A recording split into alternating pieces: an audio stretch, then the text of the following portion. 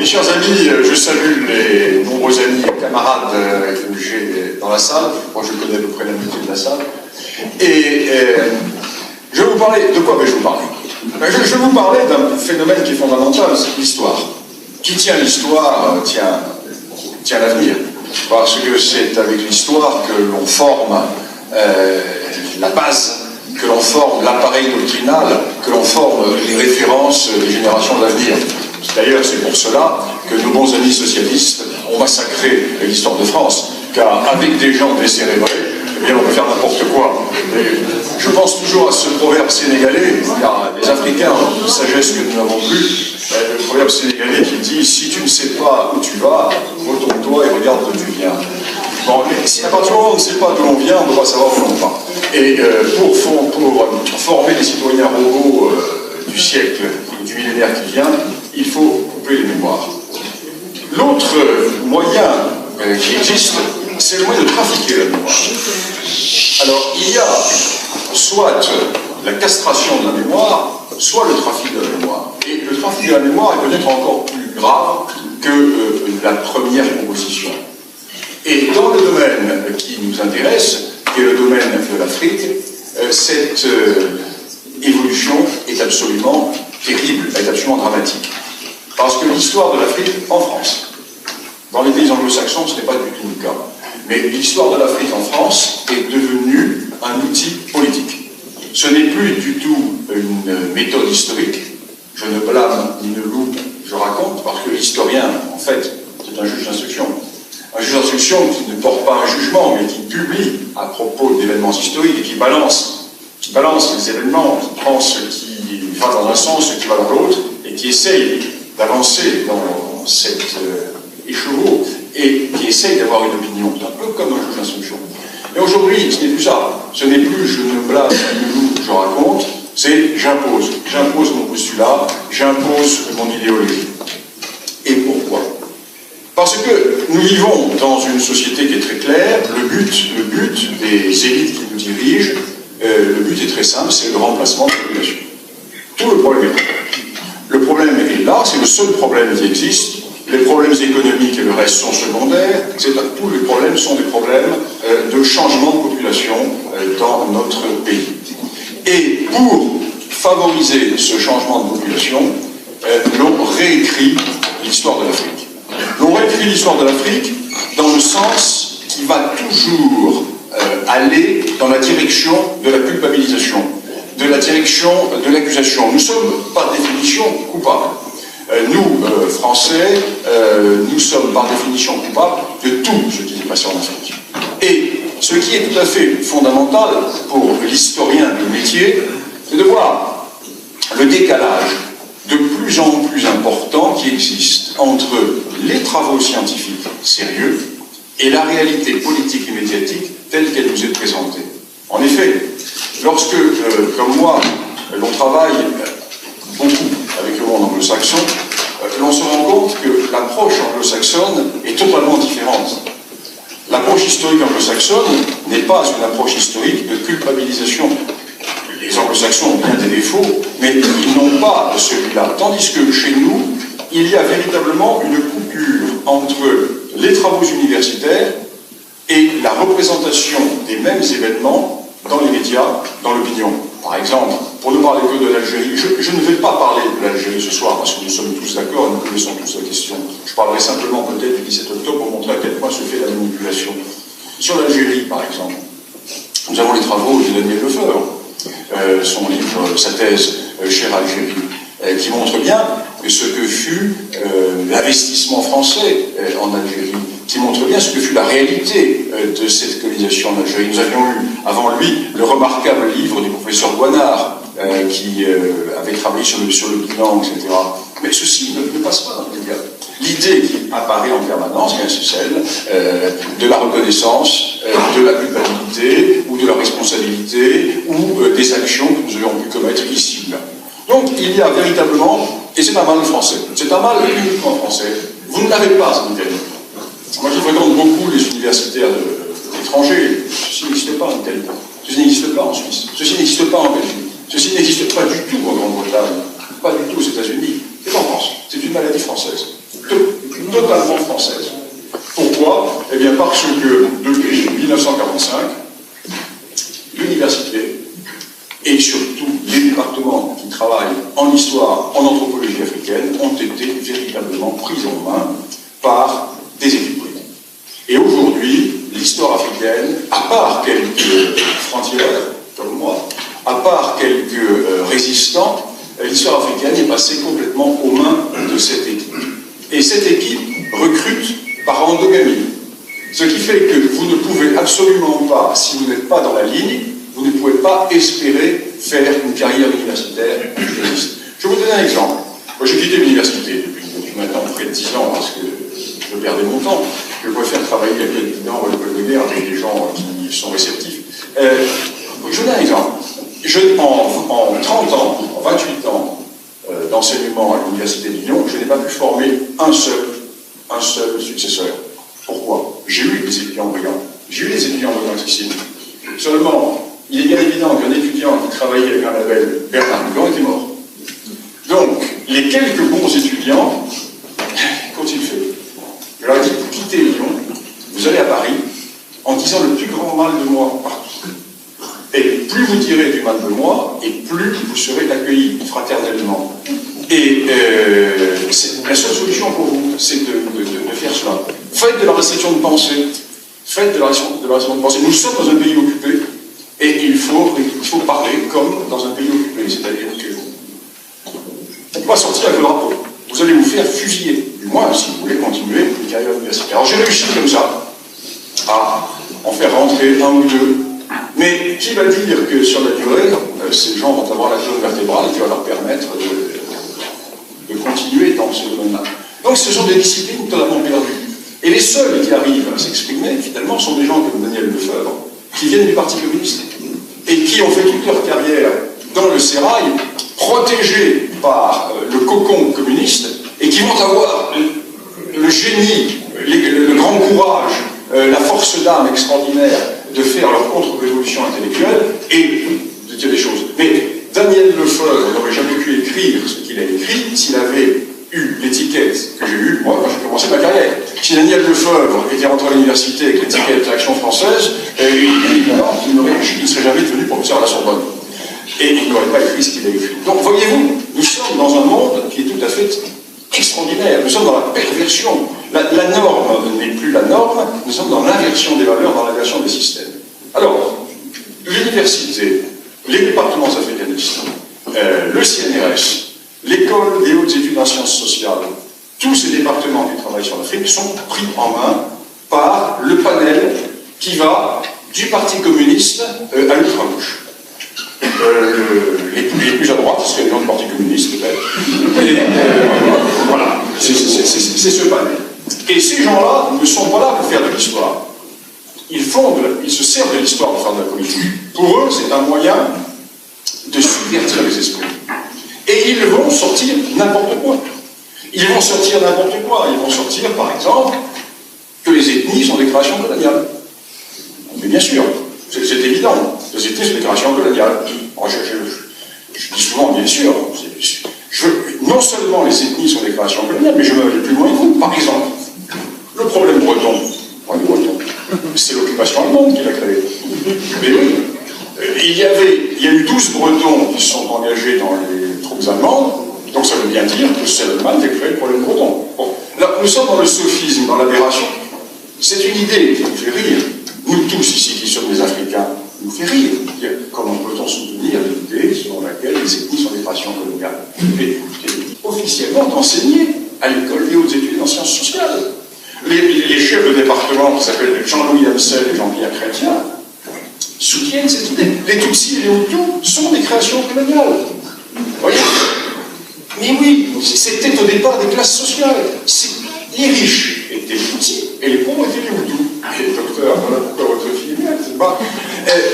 Et la colonisation est arrivée là-dessus et a transformé des réalités économiques, donc bougeantes, qui peuvent bouger, donc fluctuantes, les a codifiées et en a fait des ethnies.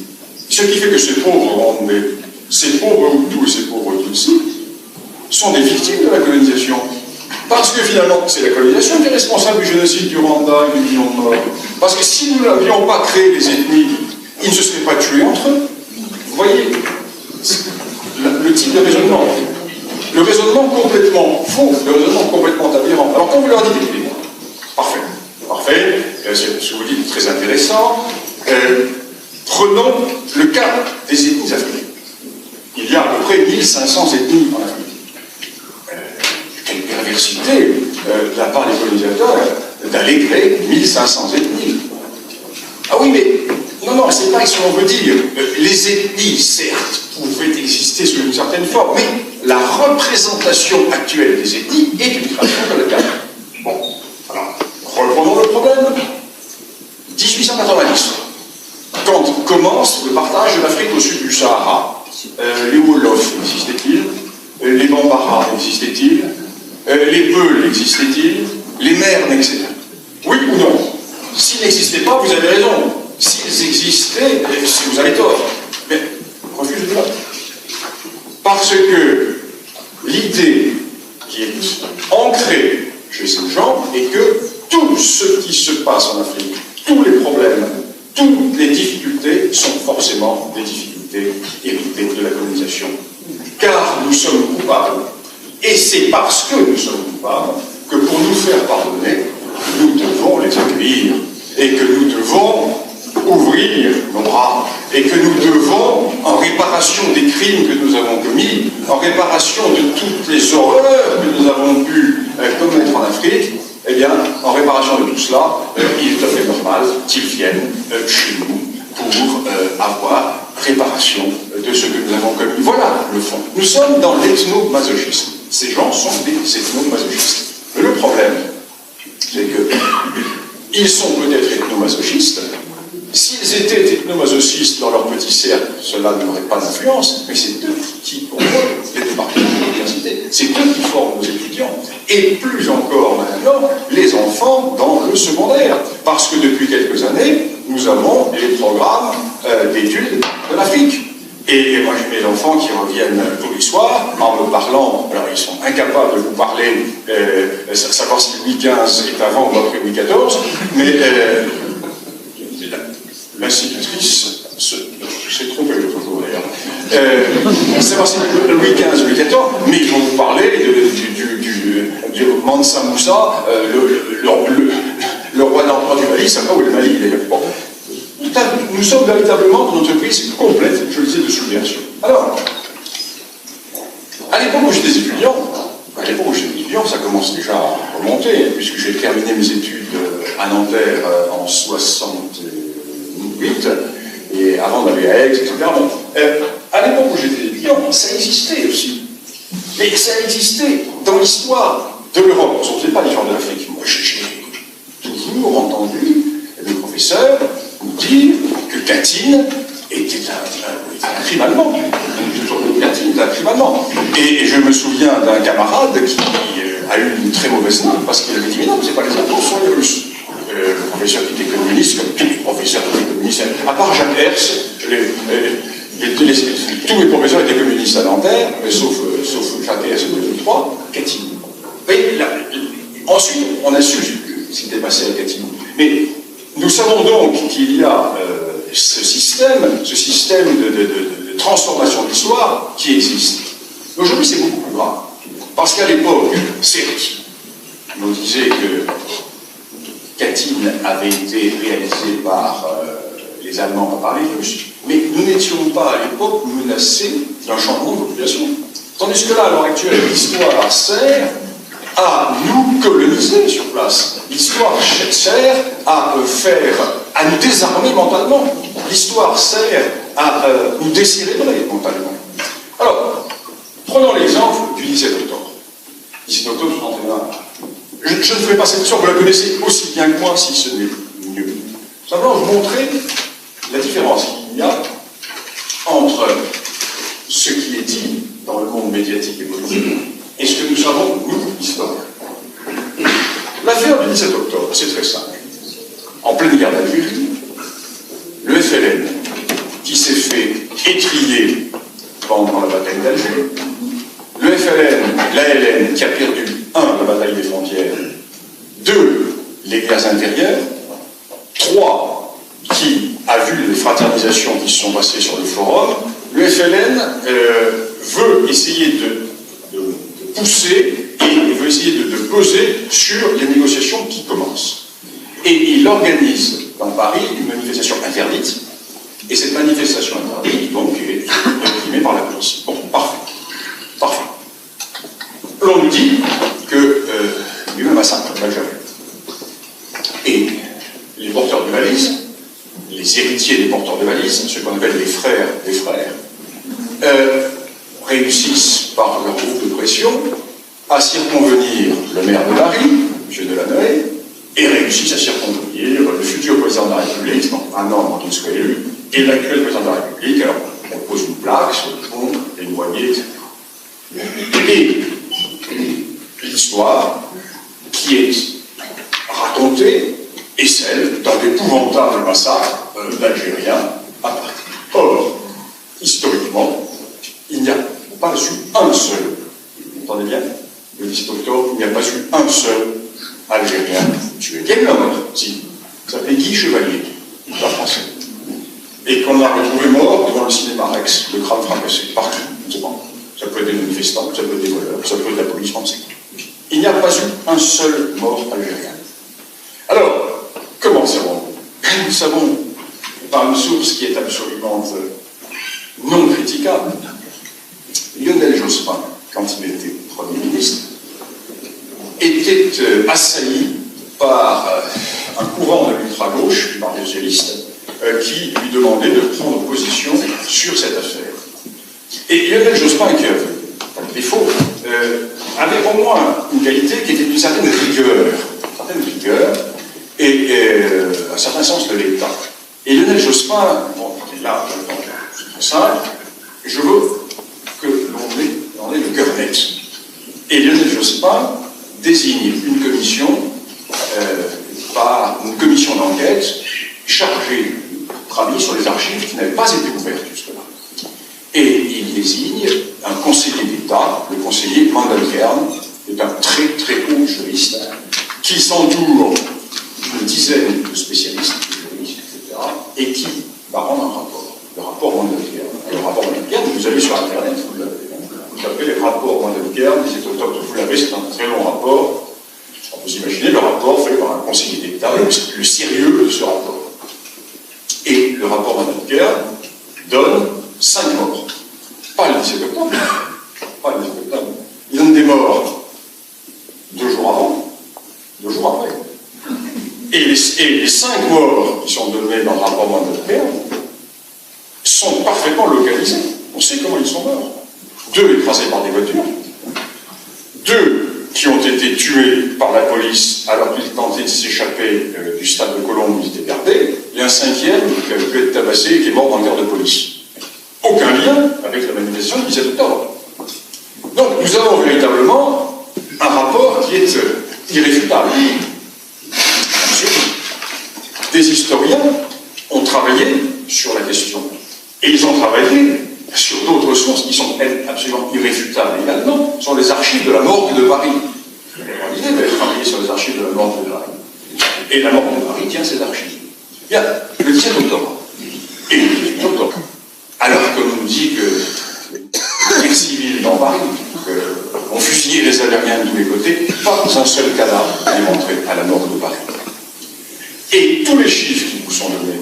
Alors on dit oui, il y a eu 30 cas morts, il y a eu 50 morts, il y a eu 60 morts. Tous les chiffres, d'où viennent-ils ces chiffres? Eh bien, ils viennent d'une manipulation des archives de la morgue. Les culpabilisateurs prennent le total des cadavres d'Algériens entrés à la morgue pendant tout le mois d'octobre, parfois même depuis le mois d'août, et les additionnent. Donc ils prennent les cadavres entrés avant la manifestation, et ils prennent les cadavres entrés 8 jours ou 10 jours après la manifestation. Or, des enquêtes ont été faites sur chacun de ces morts, parce que la France est un état de droit, et chaque fois qu'un cadavre entrait à la morgue, il y avait une enquête judiciaire pour savoir d'où ils venaient. Les 3 quarts de ces gens étaient soit des harkis, anciens harkis, soit des musulmans du MNA, Messaliage, soit des musulmans qui ne voulaient pas payer l'impôt révolutionnaire, soit des gens qui étaient contre le FLN. Et 98% des noyés, il n'y a pas eu un seul noyé le 17 octobre. En revanche, il y a eu des centaines de noyés faits par le FLN. Ce qu'on a trouvé au barrage de Besançon, etc. Et des études ont été faites sur chacun de ces noyés. Bien, la plupart des noyés, c'était de la famille de Harki de la police, d'Algériens pro-Messaliage, etc.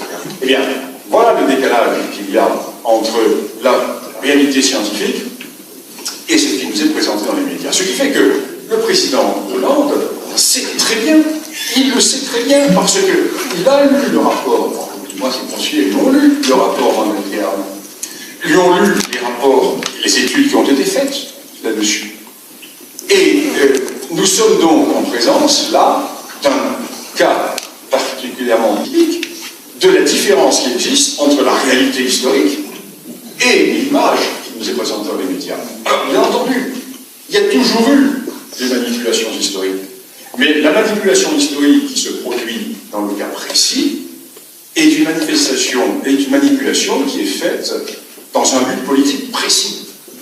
Nous désarmer, nous décérébrer. Nous ne pouvons pas lutter contre eux. Nous leur avons fait tellement de mal. C'est un juste retour des choses, n'est-ce pas? Un juste retour des choses. Voilà le fond du problème. Alors, multiplions-les, ces exemples. Prenons-en un autre. On dit oui, mais nous avons dans nos pieds l'Empire. C'est tout à fait normal que ces populations viennent aujourd'hui, parce que si l'Afrique est dans une situation aussi désastreuse, c'est parce que nous l'avons fait. Nous nous sommes enrichis en Afrique. Nous avons mis ces pays en coupe réglée. Ce n'est pas parce qu'il y a des Français qui ont pu s'enrichir en Afrique que la France s'est enrichie en Afrique. Oui. Ce sont deux choses complètement différentes. Là encore, les études universitaires sont définitives. Les travaux de Jacques Marseille sur le coup de l'Empire, les travaux de Daniel Lefebvre, tout ceci est parfaitement connu. Et ceci est d'autant plus incroyable que, au départ, sur quoi repose l'idée du pillage de l'Empire? Sur une idée de gauche. C'est Jules Ferry. Parce que Jules Ferry, qui est le père de la colonisation, Jules Ferry qui n'est même pas un homme de droite, Jules Ferry, qui est le père de la colonisation, veut attirer des capitaux en Afrique. Et pour attirer des capitaux en Afrique, il va essayer de faire croire au milieu d'affaires orléaniste que l'Afrique est une bonne affaire. Les colonies sont une bonne affaire. Investissez dans les colonies parce que c'est une bonne affaire et vous allez retirer de l'argent, vous allez retirer des bénéfices. Et c'est sur cette idée du piège économique qui existe. Or, que s'est-il passé? Mais il s'est passé que Jules Ferry s'est totalement trompé. Pourquoi? Quand Jules Ferry dit « investissez en Afrique et cela va être source de profit », Jules Ferry ne voit pas une chose, c'est que pour qu'il y ait des profits qui soient retirés de l'Afrique, il faut des infrastructures, il faut créer des routes, il faut créer des hôpitaux, il faut créer toutes les structures, ce que Jacques Marseille appelle superbement les contraintes de souveraineté. C'est pas comme ça que l'Afrique rapporte, surtout à l'époque de Jules Ferry, on ne sait pas qu'il y a des mines dans l'Afrique, le pétrole est inconnu. Ce qui fait que très tôt, le capitalisme français se détourne de l'Afrique. Dès 1914, le capitalisme français n'investit pas en Afrique, sauf dans certains petits secteurs immédiatement rentables, qui vont être des secteurs marchands immédiatement rentables. Et ces secteurs marchands immédiatement rentables ne sont pas des secteurs qui permettent la mise en valeur du pays. Ce qui fait que la France se retrouve, dès avant 14, et encore plus au lendemain de la guerre de 14, avec sur les bras un gigantesque empire duquel se détournent les milieux d'affaires. Ce qui fait que c'est l'État français qui va se substituer au milieu d'affaires. Et qui va développer l'Afrique? Qui va créer des ponts? Qui va créer des routes, des aéroports, des hôpitaux, des voies de chemin de fer, etc., etc., les impôts de nos grands-parents et de nos grands-parents. Car ce sont les emprunts qui sont faits en France, ce sont les impôts des Français qui vont se substituer au capitalisme défaillant. Parce que l'Afrique est complètement en dehors du circuit économique français. Le capital français est sur 100, on y valeur 100, entre les deux guerres, il y a un qui est investi en Afrique. Et avant 14, le capital français investit plus en Turquie que dans la totalité de l'empire colonial français, Indochine mis à part, qui est un cas particulier, qui est un cas qui est différent. Voilà la réalité. Ce qui fait que, où est le pillage colonial? Et ceci va aller jusqu'au bout. Dans les années 1950, la France sort de la Deuxième Guerre mondiale. Exemple, il faut tout reconstruire. Il faut refaire les voies ferrées, il faut refaire les routes, il faut refaire les usines, il faut tout refaire. Eh bien, la France va engloutir à fond perdu, au sud du Sahara, des milliards et des milliards qui sont pris sur des budgets de modernisation de la France. Et au moment où un pays comme l'Allemagne se recrée l'industrie, au moment où un pays comme la Hollande développe, investit dans sa recherche industrielle, etc., eh bien, la France crée des routes au Gabon, la France crée des ponts en Guichari, etc. Ce qui fait que nous avons un État français qui va se saigner. Et l'idée de pillage de l'Afrique n'existe pas. Mais ça, nous le savons, les travaux de Jacques Marseille l'ont démontré. Prenez la thèse de Jacques Marseille qui date de 1978 et qui a été éditée en 83-84. Empire colonial et capitalisme en France, l'histoire d'un divorce. Et Daniel Lefebvre, qui a travaillé sur l'Algérie, qui est un élève de Jacques Marseille, a développé cette idée dans le cas de l'Algérie. Voilà, cette idée est tout à fait fondamentale, cette idée est absolument essentielle. Alors, continuons dans la culpabilisation. L'esclavage. Parlons-en d'esclavage. L'esclavage, c'est une invention des Européens, bien entendu.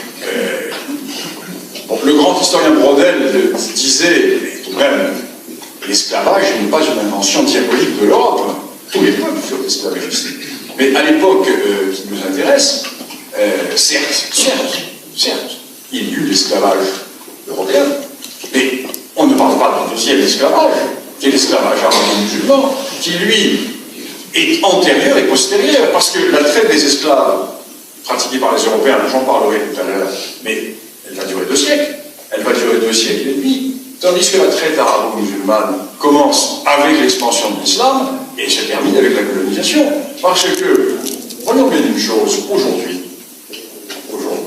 très exactement là où se déroule l'opération Serval au Mali, très exactement là, sur les mêmes lieux, dans les années 1890, 1895, mais nos grands anciens libérer les mêmes populations du Sud contre les esclavagistes du Nord, très exactement au même endroit. Parce que, et c'est pour cela qu'il y a eu tellement de tirailleurs, bon, 10 Sénégalais, en fait c'était des Bambara, engagés dans l'armée française. Pourquoi?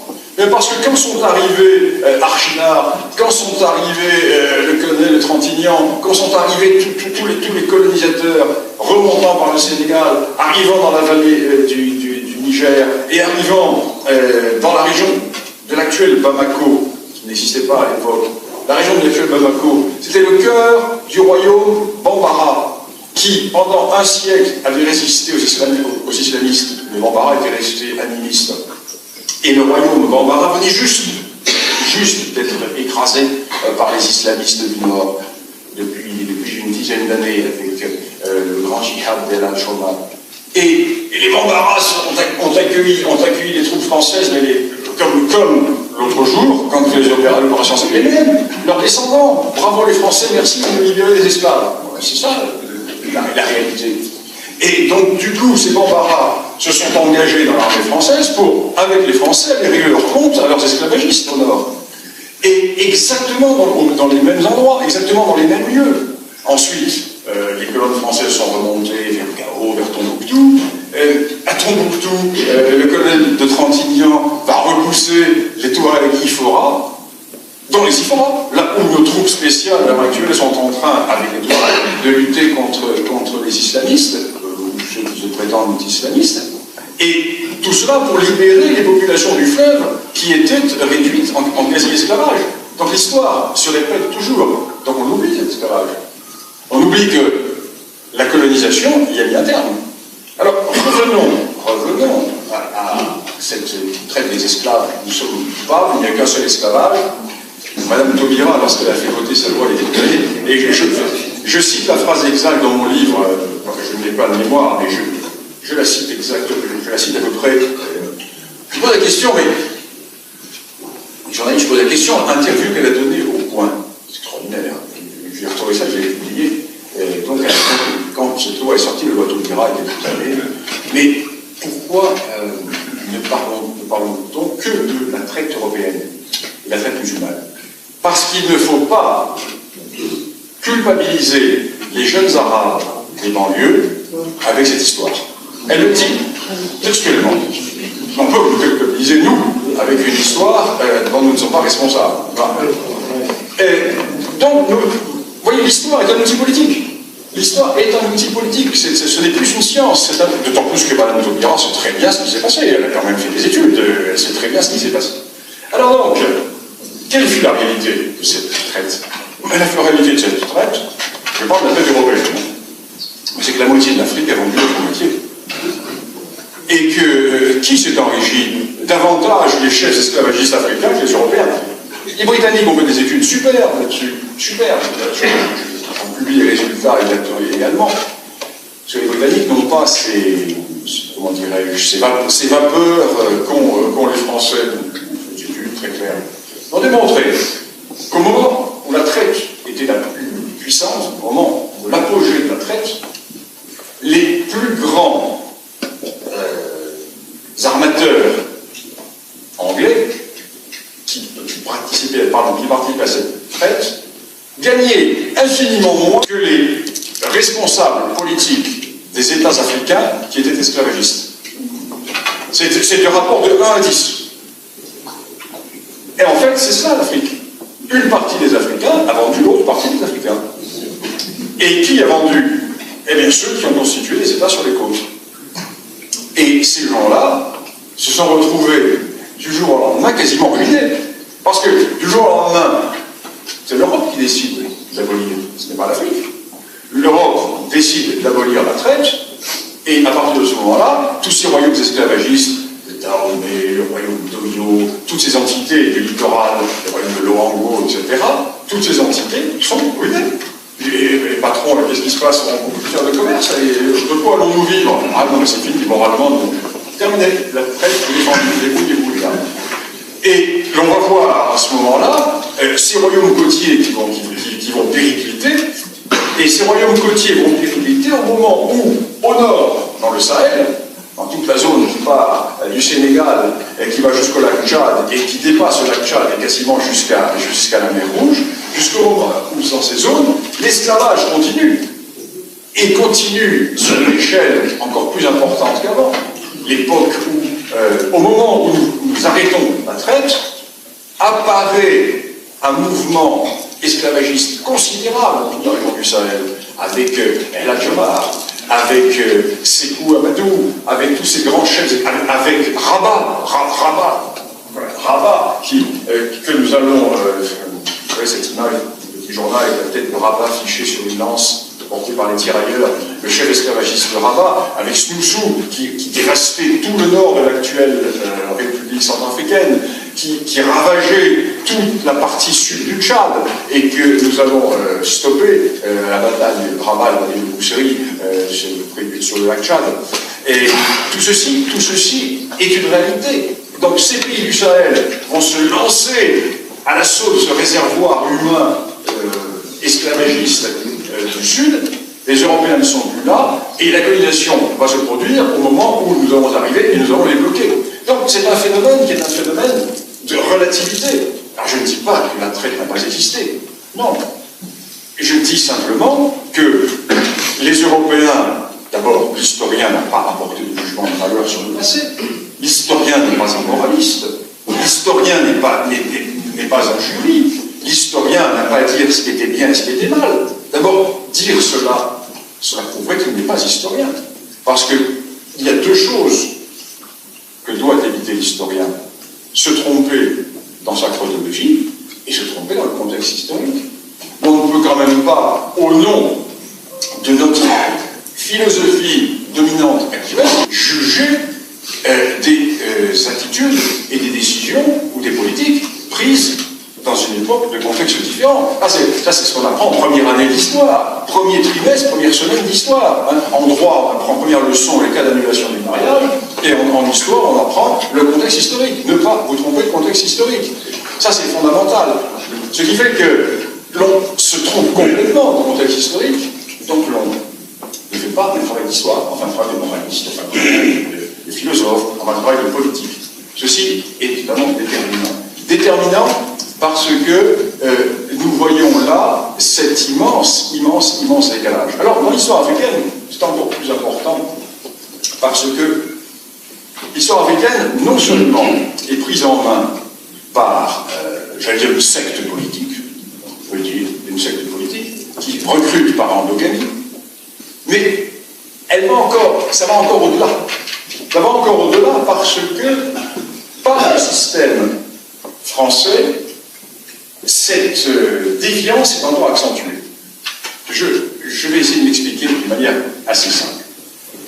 L'histoire est divisée en 4 périodes. L'histoire ancienne, l'histoire médiévale, l'histoire moderne et l'histoire contemporaine. L'histoire ancienne se termine avec la fin de Rome. L'histoire médiévale avec la révolution moderne, avec la Renaissance, etc. L'histoire moderne se termine avec la révolution industrielle et l'histoire contemporaine, nous sommes dedans. Et dans l'histoire contemporaine, il y a maintenant l'histoire immédiate. Alors l'historien devrait s'interdire de faire l'histoire immédiate, bien entendu. Parce que l'histoire immédiate, laissons ça aux journalistes, aux politiciens. S'il n'y a pas un minimum de recul, comment voulez-vous avoir véritablement une approche?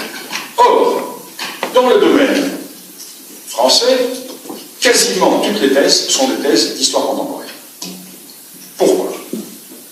Eh bien parce que pour faire une thèse d'histoire moderne ou d'histoire ancienne en Afrique, il faut aller faire de l'archéologie, il faut aller faire de l'anthropologie, il faut aller faire des études sociologiques, historiques, etc. Tandis que l'histoire contemporaine, c'est magnifique.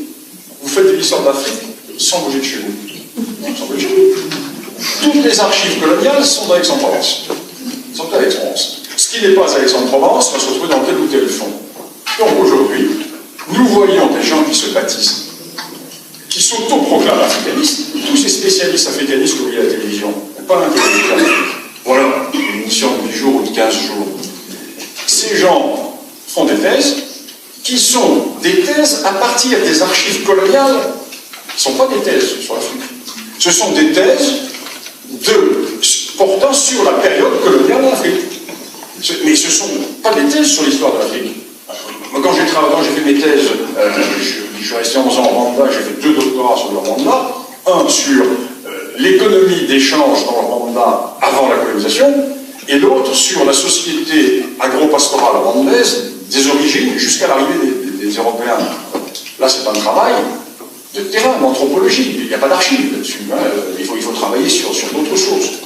Ce qui fait que tous ces chercheurs, par exemple, je vais vous donner quelques, vous allez rire, il faut rire un peu, quelques sujets de thèse.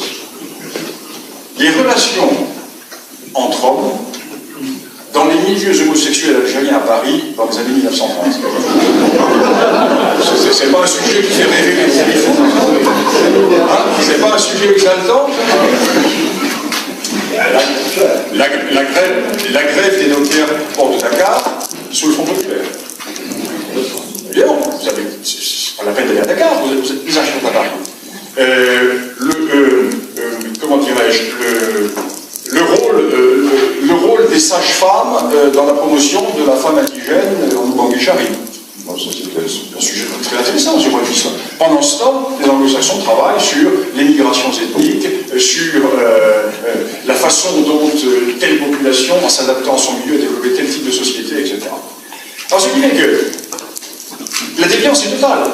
Parce que, d'un côté, les chercheurs qui sont spécialisés sont acquis à une idéologie, et ils se servent de cette idéologie pour transformer la réalité de façon à agir politiquement, et les étudiants qu'ils forment vont devenir les futurs spécialistes de l'histoire de l'Afrique sans être jamais allés en Afrique. C'est quand même assez extraordinaire. Lorsque j'ai quitté Lyon 3, j'ai été remplacé, il y a eu une trentaine de candidats sur mon poste, et sur ces 30 candidats, il y avait 27 ou 28 titulaires de thèse sur l'Afrique, et thèses africaines, toutes thèses bien sûr. Et sur ces thèses, il n'y en a pas un qui avait passé plus d'1 mois en Afrique. Pas un. C'est-à-dire que c'était des maîtrises. Donc ce n'est pas des thèses. On appelle ça, à mon temps, on appelait une maîtrise, c'est pas une thèse. Et ces gens-là sont des africanistes. Ce qui fait, comment voulez-vous que ces gens-là puissent intellectuellement résister au rouleau compresseur et aux idées reçues qui sont mises en avant? Parce que pour aller prendre à bras-le-corps l'idée selon laquelle les ethnies ne sont pas des créations coloniales, mais qui sont inhérentes à l'Afrique, même s'il y a une évolution sur la population, pour reprendre à bras-le-corps l'idée sur la traite. Bon, la traite, traité, parce que nous avons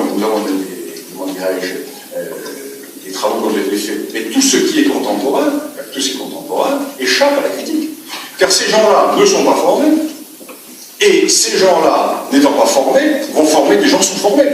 Donc, moi, c'est vrai, je dis l'identité, parce qu'au bout d'un moment, ça serait plus possible. Il faut faire travailler des gens intelligents dans l'armée, des gens de terrain qui vont sur le terrain, c'est plus possible. Perte de temps. Perte de temps. Quand vous vous retrouvez dans des amphis de licence, le nom de Lyoté doit être écrit au tableau. Le nom de Samori doit être écrit au tableau. Les noms de pays africains, je parle en licence. Je ne parle pas des noms de première année, je parle en licence. Quand dans des cours d'agrégation, vous avez des gens qui vous regardent avec des yeux de merlanfrie quand vous prononcez le nom de Bismarck. Vous dites qu'il y a un problème. Bon, alors je perds mon temps, je veux faire autre chose. Salut, au revoir. On démonte et on fait autre chose. Et donc, voilà cette réalité. Alors ceci est fondamental. Alors c'est pour ça que j'ai écrit ce petit livre qui reprend les grands mythes des informations africaines en les réfutant. Mais en les réfutant d'une manière universitaire, non pas comme certains journalistes qui vont prendre tel ou tel fait, qui vont le simplifier en comprenant pas très bien ce qu'ont écrit les spécialistes et qui vont faire des petits essais qui vont bien se vendre. Non, moi je fais le bilan des études universitaires, c'est-à-dire que je travaille sur le monde anglo-saxon, avec les thèses qui sortent dans le monde anglo-saxon, et je les rends d'une manière lisible pour un grand public. Donc c'est un manuel de réfutation. Voilà. Alors, ceci étant, je ne vais pas vous parler de cuisine africaniste et de cuisine historique africaniste, parce que cela vous lasserait. Prenons un exemple contemporain pour changer de sujet. Est-ce que je peux parler de plusieurs choses? Bon. Alors, le bilan, il y a un sujet qui est intéressant à la réalité de ce qui se passe au Mali. Ça vous intéresse? Alors, la question qui se passe au Mali, c'est une question très simple. Mais c'est une question d'une simplicité. Alors, ceux qui connaissent le Sahel, ici, vont tout de suite le comprendre. Le Sahel, c'est un couloir de passage. C'est un couloir de passage est-ouest, c'est un couloir de passage nord-sud. C'est un monde qui met en relation le Sahara et l'Afrique du Nord, et au sud, les savanes et les forêts. Mais le Sahel, qui est une bande étroite, qui fait 3 millions de kilomètres carrés, qui touche 10 ou 11 pays, c'est une bande étroite qui est coupée en deux. Le nord du Sahel n'est pas le sud du Sahel. Le nord du Sahel est totalement pastoral, et le sud du Sahel est agro-pastoral. Et toute l'histoire de cette bande sahélienne, c'est l'histoire des populations totalement pastorales qui vont pousser vers le sud où vivent les agriculteurs, parce que vers le sud, il y a les points d'eau. Il y a les fleuves, il y a les lacs, et il faut faire boire le bétail. Donc, périodiquement, ils poussent. Et nous avons affaire à deux types de civilisations. Au nord, entre guillemets, les blancs. Je dis bien entre guillemets, parce que les Toubous sont noirs, mais même si les gens du sud, ils les considèrent comme blancs. Et dans le monde ouest africain, nous avons les Touaregs et nous avons les Maures. Alors, les Touaregs ne sont pas les seuls habitants du Sahara. C'est une aberration. Les Touaregs vivent dans la partie centrale du Sahara. Et dans le nord du Mali actuel, les Touaregs occupent que la partie est du nord du Mali. Toute la partie ouest est arabe, enfin les Maures qui sont essentiellement eux aussi des berbères, mais qui ont été arabisés il y a tellement longtemps qu'ils sont arabes. Les 3/4 des habitants sont berbères et s'imaginent être arabes, parce que lorsque leurs ancêtres se sont convertis à l'islam, ils sont rentrés dans les kabilas arabes. C'était le principe, hein, pour montrer qu'on avait des origines lointaines qui rattachaient aux tribus héroïques du temps du prophète, on se rattachait à ces généalogies-là. Et quand on étudie bien les généalogies des familles en Algérie, et on voit, et au Maroc, on voit bien à quel moment s'est faite la manipulation de généalogie. On sort de la généalogie berbère et on rentre dans une généalogie arabe. Bien, ce phénomène est fondamental. On le retrouve dans toute cette zone. Et toute la partie ouest est une partie du mot arabe. Et traditionnellement,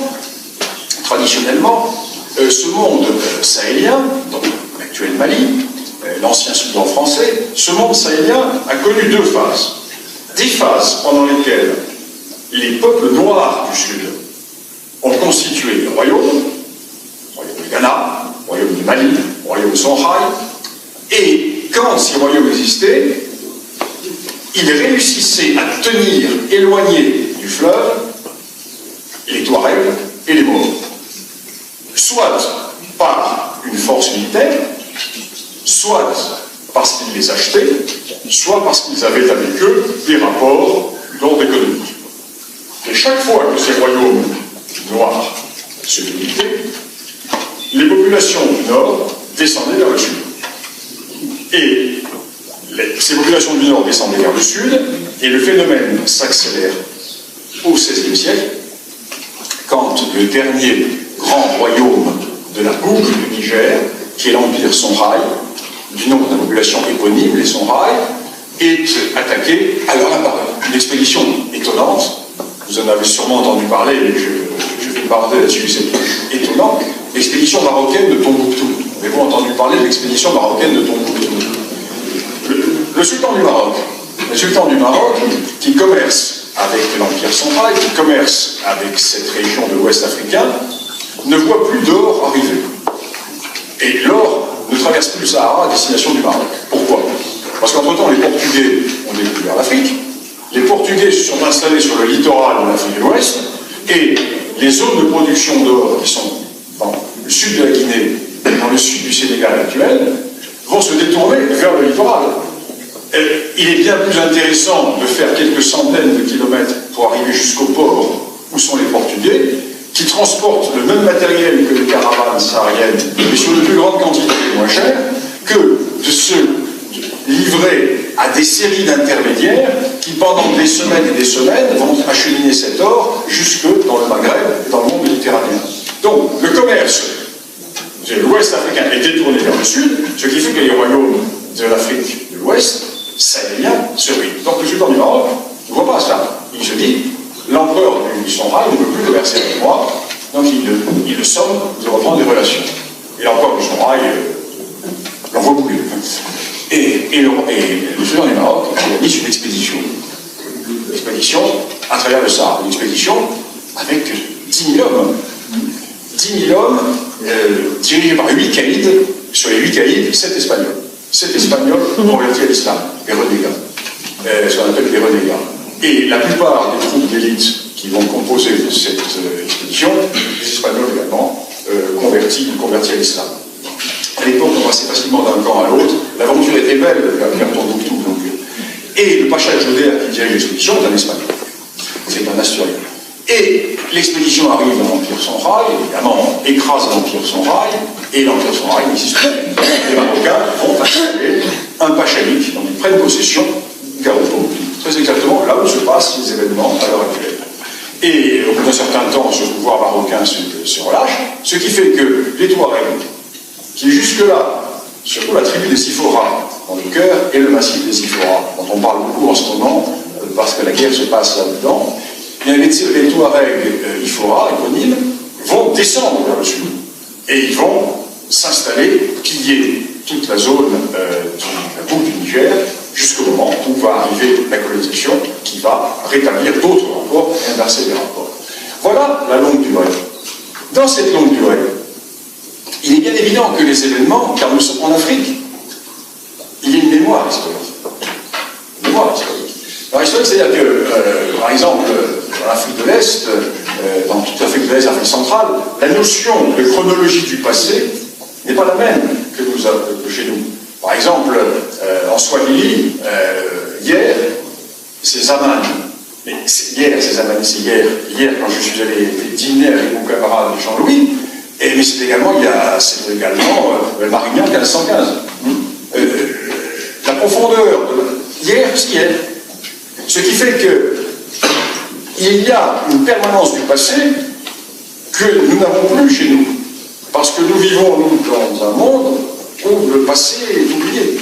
Le passé est oublié. C'est un test que je faisais toujours avec mes étudiants, du temps où j'enseignais à Lyon 3, dans la file, qui est capable ici, dans l'amphi, qui est capable ici de me donner les noms de ses arrière-grands-parents? Les prénoms, je pense qu'il n'y en aura pas beaucoup. Mais qui peut me donner les noms? Il n'y a pas beaucoup. Les noms des arrière-grands-parents. Et avec trois gars, il faut. Les Africains, tu les donnais tout de suite. Tout de suite. Ils remontaient sur 6-7 générations sans problème.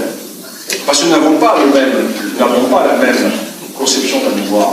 Nous n'avons pas la même conception du passé, etc. Pour les Africains, le passé n'est pas le passé, c'est aujourd'hui. Puisque dans la société traditionnelle, les défunts étaient enterrés dans la case. Quand j'étais là, ils vivaient, ils étaient. On restait. La tâche des vivants était de répéter les gestes des défunts, parce que si l'on trahissait les défunts allaient revenir porter un mauvais sort, et le mauvais sort allait être généralisé à l'ensemble du groupe. Donc, si un individu trahissait la coutume, on trahissait les anciens, on trahissait sa lignée, on trahissait son passé, c'était tout le groupe qui allait en pâtir. Donc, des notions qui sont complètement différentes. Ce qui fait que, dans cette affaire du Mali, je reviens en Mali, les événements dont je vous ai parlé tout à l'heure, la traite des esclaves par les musulmans, la conquête par les morts, par les Touaregs, etc., sont des événements d'hier. Et quand le Nord s'est soulevé contre le Sud, les sudistes ont vu cela comme une résurgence des événements d'avant 1890. Et quand les islamistes ont commencé à agir à Tombouctou et à Gao, eh bien, ils ont vu revenir le djihad d'El Hadj Omar. Car le djihad d'El Hadj Omar s'est fait exactement sur les mêmes principes que le Moujao et Saladin. Quelle est la constante islamique sahélienne? Elle est très simple. L'islam sahélien est un islam qui est fortement teinté de paganisme. Le vieux fond païen est toujours là. Et la pensée africaine est une pensée agglomérante. De même que le christianisme africain est très largement... les sources païennes sont encore très largement présentes. Et ceci est consubstantiel à la philosophie africaine. Ce qui fait que, périodiquement, chez les musulmans, l'idée est apparue selon laquelle l'islam africain n'est pas le vrai islam. Et il faut le purifier. Donc, tous ces grands djihad qui ont été faits ont été des djihad destinés à ramener l'islam de l'Ouest africain à sa pureté originelle, c'est-à-dire aux origines, ce qu'on appelle des réformistes. Chez nous, quand on parle de réforme, on pense que réforme, c'est une évolution. Tandis que, dans le concept musulman, réforme, ça veut dire retour. Retour à la lecture littérale du Coran. Et quand les islamistes ont commencé à Tombouctou et à Gao à détruire les mausolées, etc., les populations ont ressenti cela comme un retour de ce que la tradition familiale racontait, le retour du djihad vers la Jamaïque. Donc, retour à une longue histoire. Alors, dans ces régions, le problème est un problème qui est donc ethno-racial et politique. Parce que nous avons créé un État du Mali qui n'a jamais existé. L'Empire du Mali a existé, mais pas au même endroit, c'est pas la même zone. Et l'État du Mali est un État qui, artificiellement, rassemble les gens du Sud et les gens du Nord. Les anciens radieurs et les anciens radiers. Les anciens esclaves et les anciens esclavagistes. Comment voulez-vous que ça marche? D'autant plus que nous sommes en démocratie. La démocratie, c'est la loi du nombre. La démocratie, c'est l'addition. La démocratie, c'est 1 plus 1 plus 1, il faut 50% plus une voix et on a le pouvoir. Or, les gens du Sud sont infiniment plus nombreux que les gens du Nord. Les sudistes sont 80%, 85%, 90%. Les Touaregs sont 5% au maximum au Mali. Ce qui fait que en logique démocratique, les Touaregs n'ont pratiquement aucune chance, je ne parle même pas d'accéder au pouvoir, ils n'ont aucune chance de participer au pouvoir. Bon, c'est-à-dire que les Bambara du Sud, qui pendant des siècles ont subi les razzias Touaregs, ne vont pas faire les 12 yeux aux Touaregs. Ils vont penser à voler leurs vaches, violer leurs femmes et piquer leurs 4x4. C'est ça le but, la vengeance historique. Ce qui fait que les Touaregs se trouvent dans une situation très claire. Soit ils deviennent des esclaves, leurs anciens esclaves, soit ils se révoltent. Et périodiquement, depuis 1961, 62, 63, quasiment depuis l'indépendance, les Touaregs se révoltent au Niger, au Mali, etc. Jusqu'à présent, ces révoltes étaient des révoltes qui sont restées au bout d'un moment. Les dernières s'étaient arrêtées parce que le colonel Kadhafi les avait calmées, avait joué l'intermédiaire, avait réussi à les calmer. Et le fait nouveau, c'est que les islamistes sont rentrés dans le jeu. Alors, il n'y a pas de danger islamiste.